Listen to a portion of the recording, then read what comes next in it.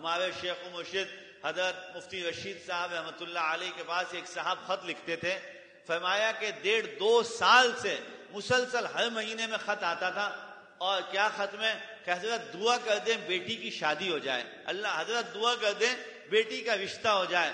فرمایا کہ ایک دن میں نے اس کو کہا کہ بھائی تم نے داماد کے لیے کیا تمہارے نزدیک داماد کی کیا وہ ہے، کیسا ہونا چاہیے داماد، کیا شرائط رکھی ہیں؟ تو انہوں نے 50 شرطیں لکھ کے بھیجی، بس 50 شرطیں لکھ کے بھیجی، داماد ایسا ہو ایسا ہو ایسا ہو ایسا۔ ہمارے حضرت رحمۃ اللہ علیہ بزرگ حضرات تو بزرگ ہوتے ہیں نا، بڑے لوگوں کی بڑی بات ہے، تو اس کو جواب لکھ کے بھیجا، ارے نامعقول، یہ 50 شرطیں تو میرے اندر بھی نہیں پائی جاتی۔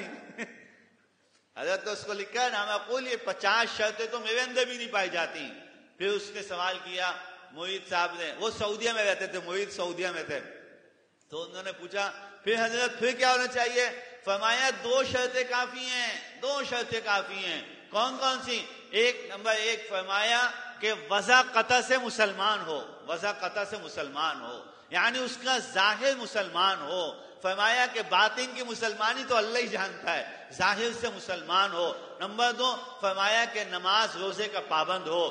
جس کو نماز کی توفیق دن میں مل رہی ہے، یہ اس بات کی علامت ہے وہ اپنے اللہ کو پہچانتا ہے، اور جو اللہ کا حق پورا کرے گا وہ اللہ کے بندوں کے حقوق بھی پورے کرے گا، جو اللہ کا حق پورا کرے گا وہ اللہ کے بندوں کا حق بھی پورا کرے گا۔